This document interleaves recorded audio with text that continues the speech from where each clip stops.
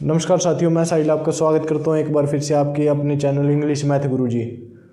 तो आज हम इस सेशन में चैप्टर नंबर 2 पोलिनोमियल के पार्ट 3 को करेंगे, जिसमें हमने सिर्फ इम्पोर्टेंट क्वेश्चंस को रखा है। मतलब कि हम इस चैप्टर के सभी टॉपिक के इम्पोर्टेंट क्वेश्चंस को करेंगे। तो एक बार हम उन इम्पोर्टेंट क्वेश्चंस को करने से पहले मैं आपको पार्ट 1 और पार्ट 2 को बोलकर रिकैप बता देता हूँ। तो जैसा कि हमने पार्ट 1 में पोलिनोमियल की डेफिनेशंस को पढ़ा था, तो पोलिनोमियल की डेफिनेशन क्या कहती है? एक mathematical expression in which variables constant combined with using addition, subtraction and multiplication. Variable क्या होता है? ये पूरे नंबर समाज को रिप्रेजेंट करता है। ये पूरे नंबर समाज को रिप्रेजेंट मतलब उसकी कुछ भी वैल्यू हो सकती है। कांस्टेंट मतलब एक रियल नंबर, मतलब वो कांस्टेंट है, उसकी कोई वैल्यू में चेंज नहीं हो सकता। जैसे 1 है तो 1 ही है, समझ गए। और जैसे कि उसके बाद हमने पोलिनोमियल वर्ड के रूट वर्ड होते हैं, जैसे पोली प्लस नोमन। तो पोली वर्ड का मतलब क्या होता है? Many, Noman plus term. तो ट्रम, और जैसे हम अब ट्रम वर्ड को समझे तो ट्रम वर्ड क्या कहता है? वेरिएबल और कांस्टेंट की मल्टीप्लाई और डिवाइड से एक ट्रम बनती है, ठीक है। तो हमने उसके बाद टाइप्स ऑफ पोलिनोमियल देखे थे on the basis of terms, जिसमें एक ट्रम वो मोनोनोमियल, जिसमें 2 ट्रम वो बाइनोमियल, जिसमें 3 ट्रम वो ट्राइनोमियल। उसके बाद हमने डिग्री क्या होती है? Highest power of polynomial is the degree. उसके बाद हमने पोलिनोमियल को डिवाइड किया था on the basis of degree. तो डिग्री के आधार पर जैसे हम पोलिनोमियल को डिवाइड करें तो फर्स्ट लीनियर पोलिनोमियल में क्या होता है? उसमें डिग्री क्या होती है? 1, मतलब उस पोलिनोमियल की हाईएस्ट पावर कितनी होती है? 1। उसके बाद सेकंड मतलब क्वाड्रेटिक इक्वेशन, मतलब क्वाड्रेटिक पोलिनोमियल, उसमें कितनी होती है? 2, डिग्री 2। और क्यूबिक पोलिनोमियल में कितनी होती है? 3। ओके। और उसके बाद हमने क्या पढ़ा था? उसके बाद जैसे हमने किए थे ग्राफिकल रिप्रेजेंटेशन। तो ग्राफिकल रिप्रेजेंटेशन से हमें एक बात सीखने को मिलती है कि कोई ग्राफ एक्स एक्सिस को जितनी बार इंटरसेक्ट करता है उतने नंबर ऑफ सॉल्यूशंस होते हैं उस पोलिनोमियल के, या फिर उतने number of zeros, actual zeros of that polynomial, how many time graph intersect the x axis. Okay, मतलब वो एक्स कोऑर्डिनेट थी उस ग्राफ, मतलब उस ग्राफ के क्या होते हैं, या उस पोलिनोमियल के क्या होते हैं? जीरोज होते हैं। उसके बाद हमने क्या पढ़ा था? उसके बाद हमने रिलेशन समझा था coefficients and zeros of polynomial. तो जैसे कि हमने लीनियर पोलिनोमियल में समझा था, तो अल्फ़ा मतलब एक ही होता है उसका जीरोज, अल्फ़ा किसके इक्वल होता है? -b/a। और क्वाड्रेटिक इक्वेशन में अल्फ़ा प्लस बीटा मतलब उसके 2 जीरोज है, अल्फ़ा प्लस बीटा, वे किसके इक्वल होते हैं? Alpha plus beta is equal to -b/a, alpha beta is equal to c/a।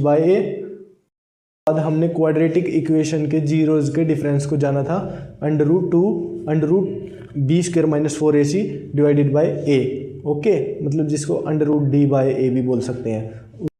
तो हमने इस प्रकार से इस चैप्टर के सभी टॉपिक्स को कर लिया था। आज आइए हम इस सेशन में इम्पोर्टेंट क्वेश्चंस को करने जा रहे हैं।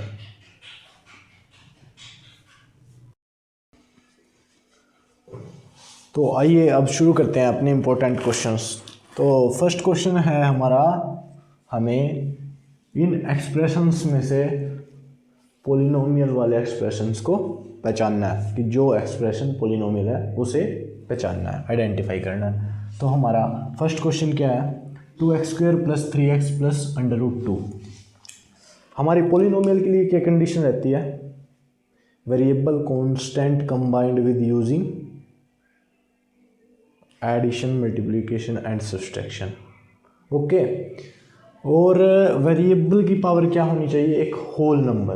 वेरिएबल की पावर क्या होनी चाहिए? अब यहाँ देखिए इस टर्म को, भी हम इस टर्म को देखते हैं। वेरिएबल की पावर क्या है?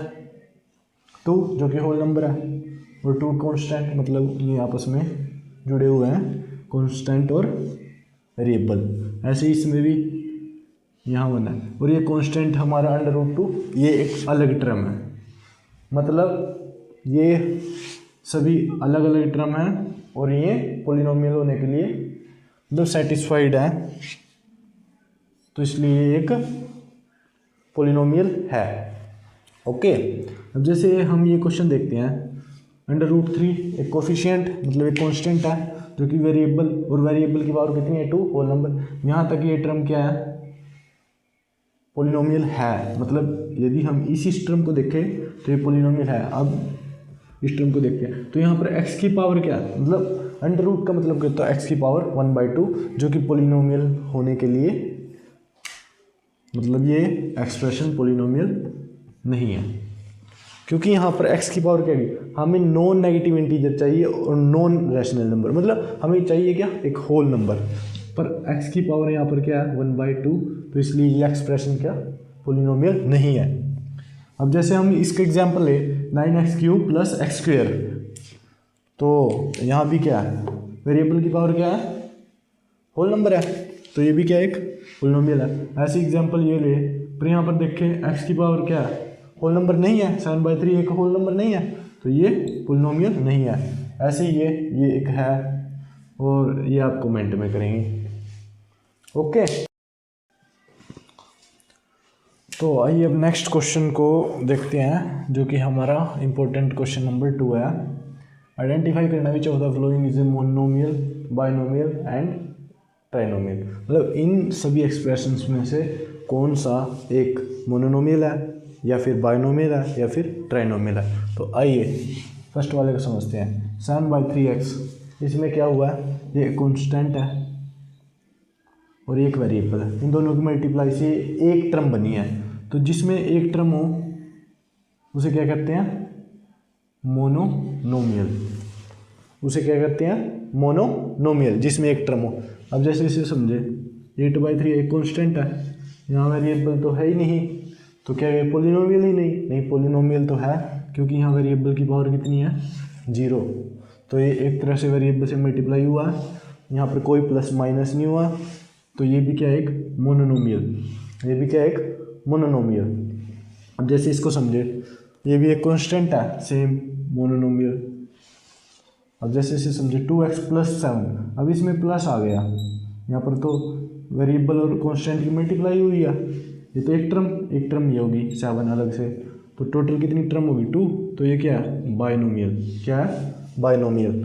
अब जैसे इसे समझे तो यहाँ भी ऐसे ही ये एक टर्म ये होगी, एक टर्म ये होगी, तो ये टोटल 2 टर्म्स होगी, तो ये बाइनोमियल। ऐसे ही ये इसमें भी एक और एक 2 बार प्लस का मतलब साइन आया, तो ये ट्राइनोमियल। जैसे 7/3x 1 टर्म, कॉन्स्टेंट की वेरिएबल से मल्टीप्लाई, ऐसे कॉन्स्टेंट की वेरिएबल से मल्टीप्लाई, ऐसे कॉन्स्टेंट की वेरिएबल से मल्टीप्लाई, तो इन तीनों टर्म को अलग अलग जोड़ा गया, तो ये एक ट्राइनोमियल है।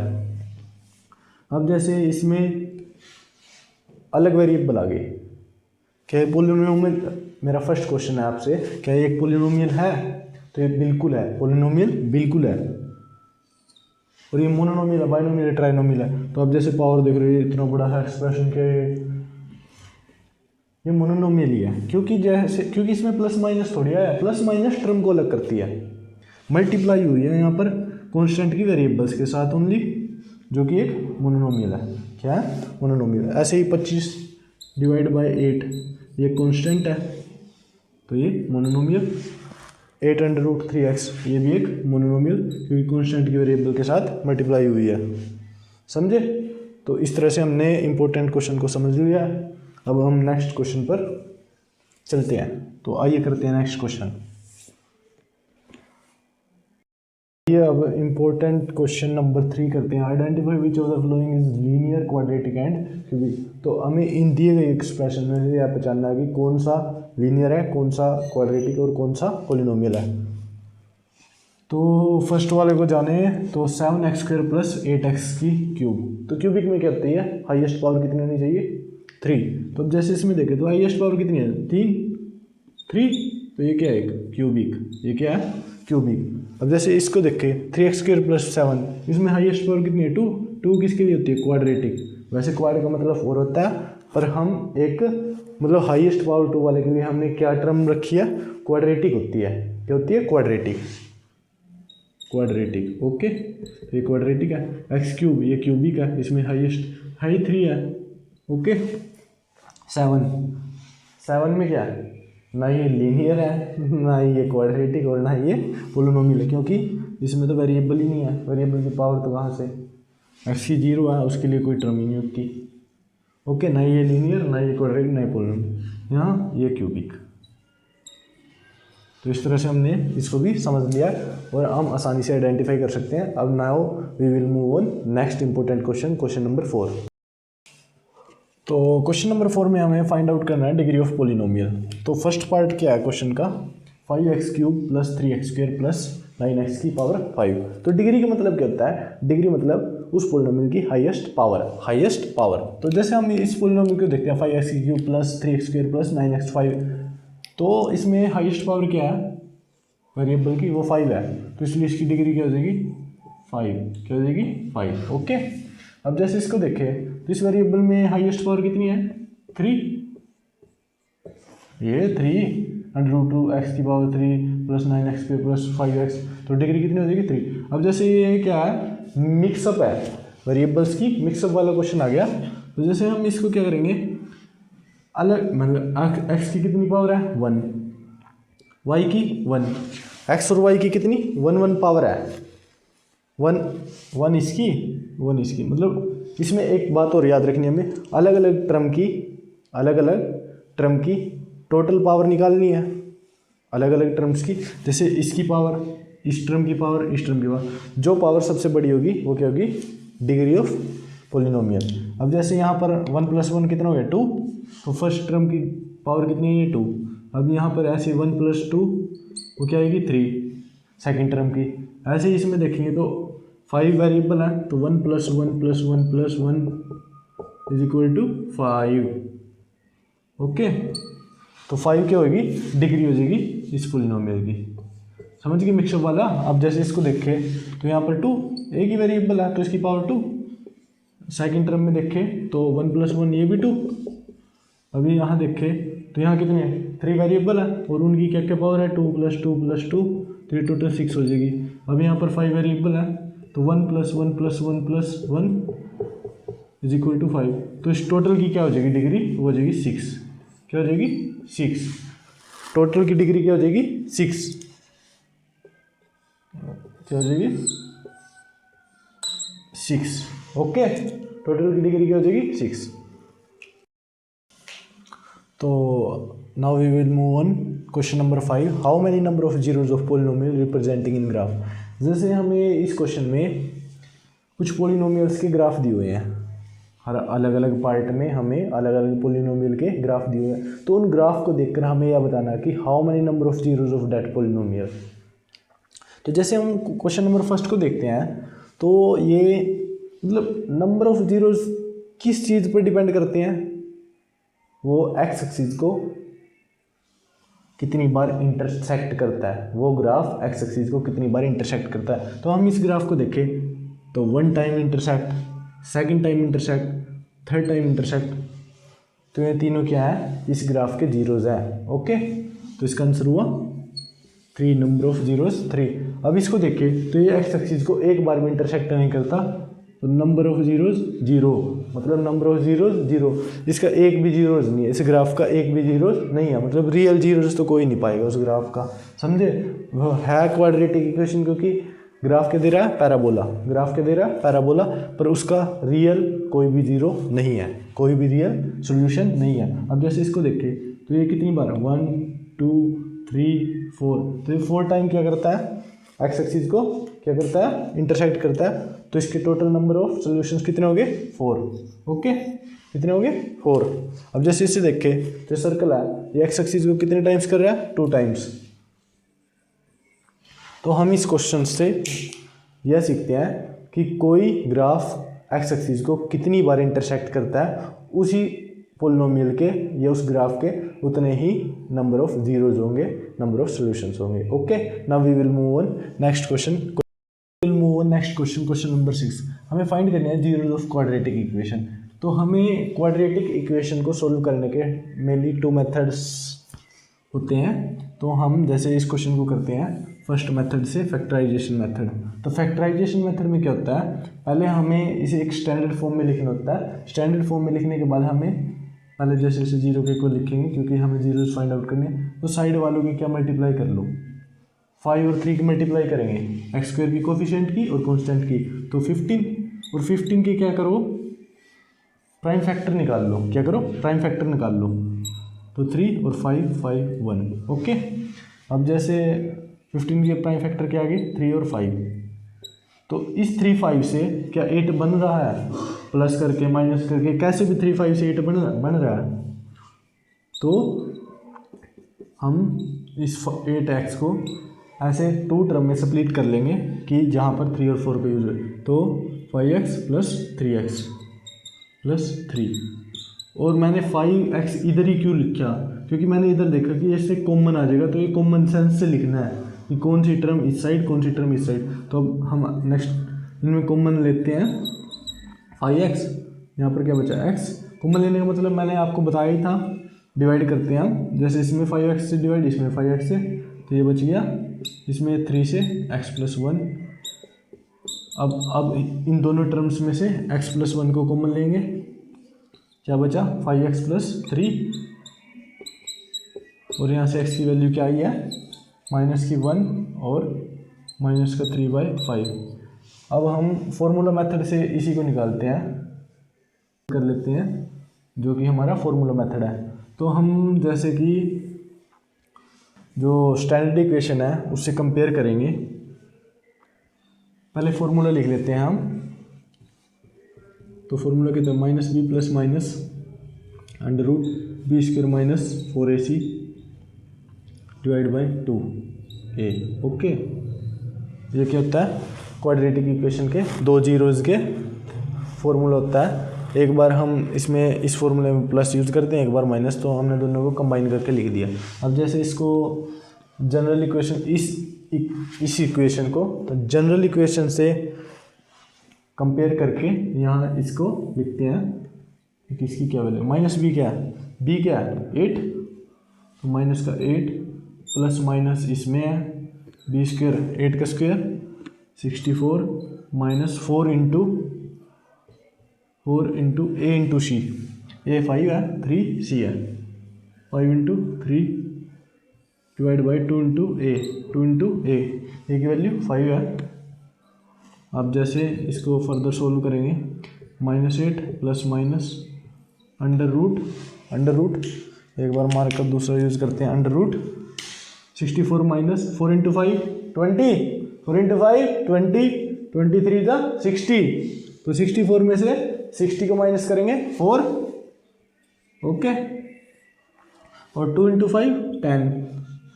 अब जैसे हम इसको अलग अलग करके लिखते हैं क्योंकि ये 2 रूट्स हैं। -8 एक बार प्लस अंडर रूट 4 निकालेंगे 2 10 और -8 minus 2/10।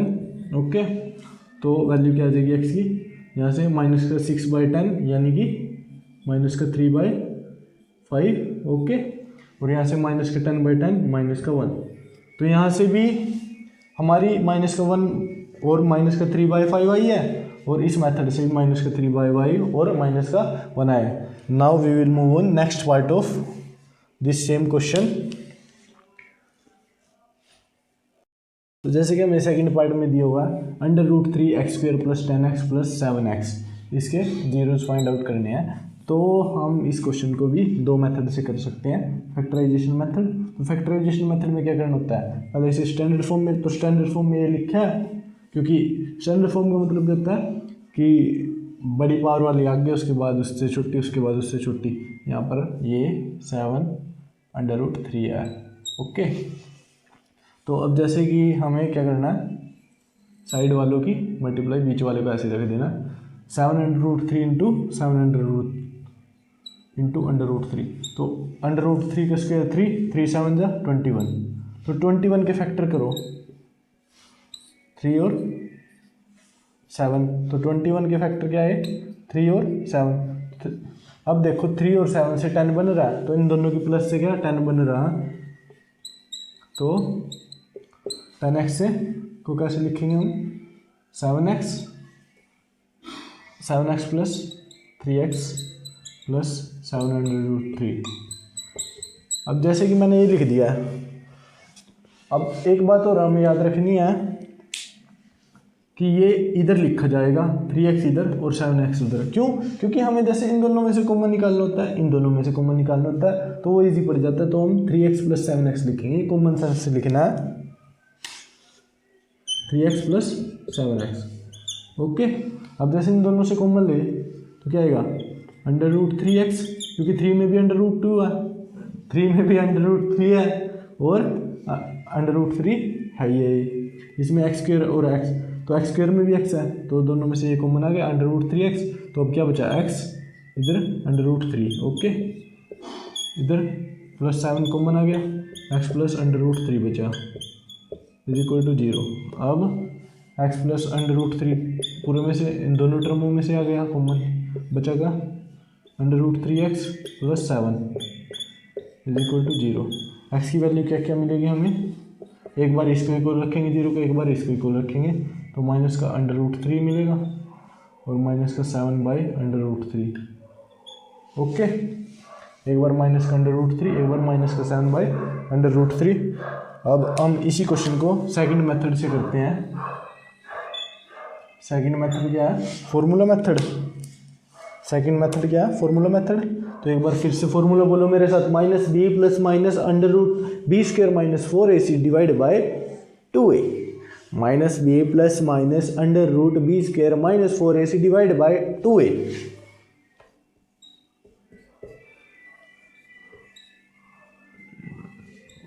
Divide by 2a। Okay, अब हम स्टैंडर्ड इक्वेशन के साथ इस वाली को कंपेयर करके, b क्या है 10, तो ये 10, ये 10, b का स्क्वायर 10 का square 100 - 4 × a √3 × c 7 √3 7 √3।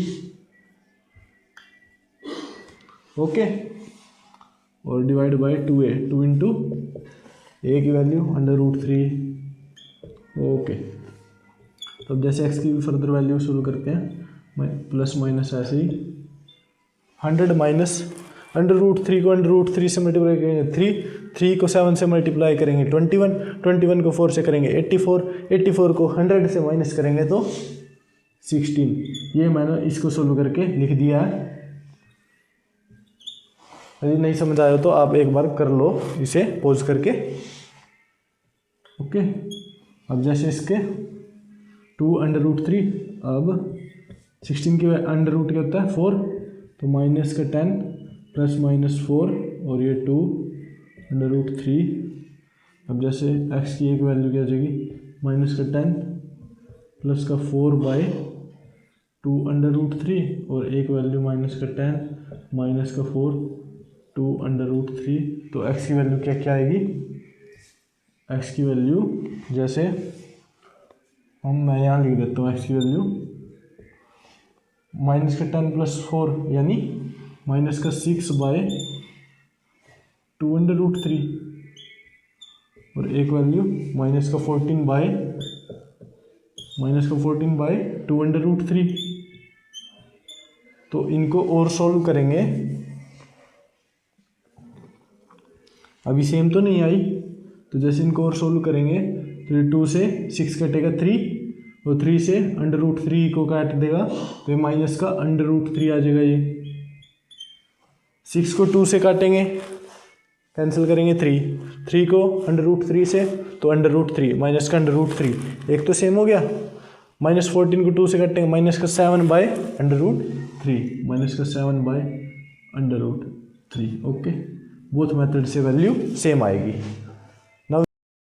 Now we will move on next part of this question मतलब पार्ट नंबर 3, x² - 4। तो हमें इस क्वेश्चन को ना ही फैक्टराइजेशन मेथड मतलब फैक्टराइजेशन मेथड से करना है, पर वो मतलब ऐसे ही फैक्टर बन जाएंगे इसके। तो वो फैक्टर कैसे बनेंगे, क्योंकि ये फॉर्मूले से ही रिलेटेड हो जाएगा।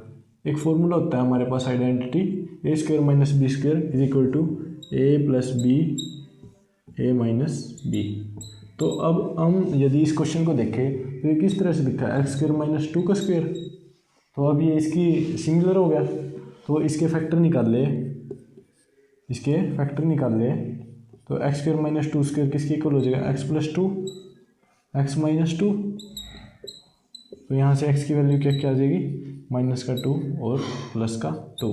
तो ऐसे हम इसके सोल्यूशन को फाइंड आउट कर सकते हैं, नंबर ऑफ जीरोज़ को फाइंड आउट कर सकते हैं, मतलब जीरोज़ को फाइंड आउट कर सकते हैं। Now we will move on next part of this question. Two x square minus x plus one by under root 8 के जीरोज़ फाइंड आउट करने हैं, यानी इस इक्वेशन के सोल्यूशन निकालने हैं। तो हमारे पास इसके लिए टू मेथड्स हैं। तो पहले फैक्टराइजेशन मेथड से देखते हैं। तो हमें ये स्टैंडर्ड फॉर्म में लिखी है, और 2 इंटू 1/8, तो 1/4 के 1/4 के तो कैसे ही हम प्राइम फैक्टराइजेशन निकालेंगे। तो इसको हम सीधा फॉर्मूला मेथड से करते हैं। ओके, तो फॉर्मूला मेथड से करते हैं। आइए, तो फॉर्मूला क्या बोलो मेरे साथ एक बार फिर से, minus b plus minus under root b square minus 4ac divided by two. Okay, अब हम इसे standard form of quadratic equation से कंपेयर करके इसकी वैल्यू लिखते हैं। तो माइनस बी माइनस ये b की वैल्यू क्या है, यहाँ पर माइनस का 1 है, इसमें माइनस का 1 ये b की वैल्यू है, समझे। जैसे ये इस तरह से लिखा हुआ था, प्लस b मतलब माइनस की 1 एक माइनस पहले से और एक वैल्यू माइनस की 1। ओके, अब जैसे कि plus minus under root b square क्या है, -1 का स्क्वायर 1 माइनस 4ac, ए की वैल्यू क्या है 2 इंटू सी की वैल्यू 1/8। ओके, और 2 इंटू ए यानी 2। ओके, अब जैसे ये +1 ये plus minus 1 minus 4 into 2 8 into 1/8 यानी ये क्या हो जाएगा, अंडर रूट 0 हो जाएगा ये, और ये 4 तो वैल्यू 1/4। तो इसका मतलब क्या है, इस क्वाड्रेटिक इक्वेशन के बोथ रूट इक्वल है 1/4 और 1/4। Okay, now we will move on next question number 6। Now we will move on question number 7। 5x square plus, जैसे हम इस क्वेश्चन में क्या गिवन है, हमें इसका एक जीरोज़ गिवन है, इस पोलिनोमियल का एक जीरोज़ गिवन है और हमें अदर जीरोज़ निकालना है। तो इस क्वेश्चन को हम कैसे कर सकते हैं, इस क्वेश्चन को करने के दो मेथड हैं। फर्स्ट, और बहुत ही आसानी से हम बहुत ही शॉर्ट में इसको निकाल सकते हैं। जैसे एक तो इसके दोनों जीरोज़ निकाल लो, क्योंकि हमारे पास पोलिनोमियल है तो जीरोज़ निकाल सकते हैं। तो एक तो है ही है, दूसरा अपने आप मिल जाएगा, फर्स्ट मेथड। सेकंड मेथड क्या है, जैसे हम इजीली अल्फ़ा प्लस बीटा की वैल्यू फाइंड आउट कर सकते हैं, और हम उसमें अल्फ़ा की वैल्यू रख देंगे तो उससे बीटा की वैल्यू आ जाएगी। अल्फ़ा की वैल्यू रख देंगे और बीटा की वैल्यू हम फाइंड आउट कर लेंगे। तो जैसे अल्फ़ा प्लस बीटा कैसे निकाल सकते हैं, तो फॉर्मूला क्या होता है, माइनस का b/a। अब स्टैंडर्ड से यदि हम इसका कंपेयर करें तो माइनस का 3/5। तो अल्फ़ा प्लस बीटा क्या आ गया, माइनस का 3/5 और अल्फ़ा की वैल्यू है 2/5। तो 2/5 plus beta is equal to minus का 3/5। तो beta is equal to minus का 3/5 माइनस का 2/5, और इसको हम यदि सोल्व करें तो माइनस का 3 माइनस का 2 माइनस का 5/5 यानी माइनस का 1। और एक मेथड है हमारे पास, मेथड नंबर 3, जैसे हम अल्फ़ा बीटा की वैल्यू भी इजीली फाइंड आउट कर सकते हैं। अल्फ़ा बीटा की वैल्यू क्या, c/a माइनस का 2/5। ओके, अब हमारे पास अल्फ़ा की वैल्यू दी हुई है 2/5 beta is equal to minus का 2/5। तो यहाँ से बीटा की वैल्यू क्या आएगी, माइनस का 2/5 इंटू 5/2, और ये 5 से 5 कट गया, ये माइनस का 1। किसी भी मेथड से निकाल लो, बीटा की वैल्यू माइनस का 1 आएगी। Now we will move on next question.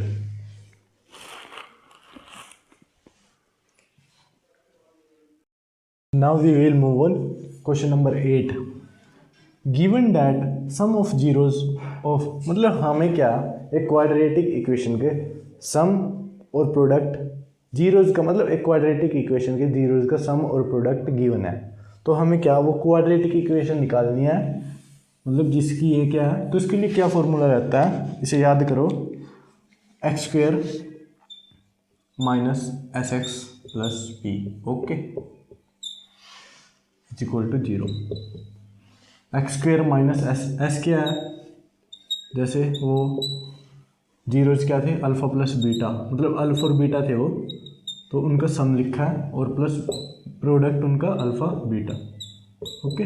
अब जैसे हमें अल्फ़ा प्लस बीटा गिवन है, sum of zeros of quadratic equation है माइनस का 2/3, एक्स स्क्वेयर माइनस का 2/3 प्लस पी, प्रोडक्ट क्या है 4/5, बस ये आंसर।